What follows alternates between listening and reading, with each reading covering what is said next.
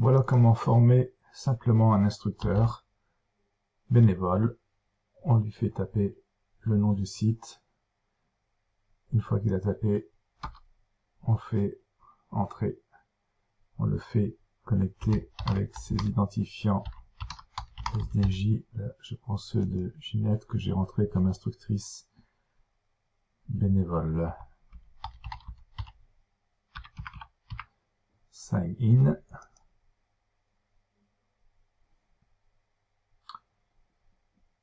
La première chose que je vais faire avec elle, c'est aller sur son compte, aller dans les paramètres. Si jamais il le fallait, je ferai modifier les paramètres pour m'assurer que la langue est bien le français ici et que le fuseau horaire est bien sur Paris ici. De base, il doit être normalement sur les montagnes rocheuses. Donc nous, on veut Paris. On peut taper Paris direct et ça apparaît. Une fois que c'est fait, je fais mettre à jour les paramètres. Ensuite, je vais vérifier avec mon instructrice qu'il n'y a pas un point d'exclamation ici. Là, ce n'est pas le cas. S'il y en avait un, il faudrait que je clique sur l'adresse et une nouvelle fenêtre allait s'ouvrir et je ferai renvoyer la confirmation.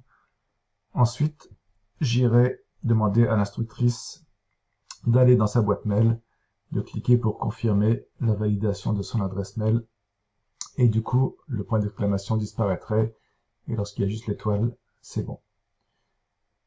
Si elle voulait recevoir les notifications par téléphone et qu'il n'y ait pas de numéro, je ferai plus mode de contact. Je peux tester pour ajouter un ici. Dans ce cas, il faut rentrer le pays. Ici, je choisis la France. Je rentre mon numéro de téléphone.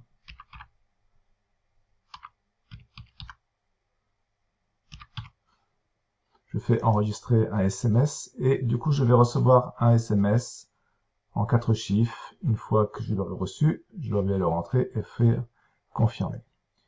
Ensuite, le numéro apparaîtra ici dès qu'il sera confirmé. J'indiquerai à l'instructeur que, en cliquant sur le petit rond ici, il peut ajouter la photo en faisant choisir une image.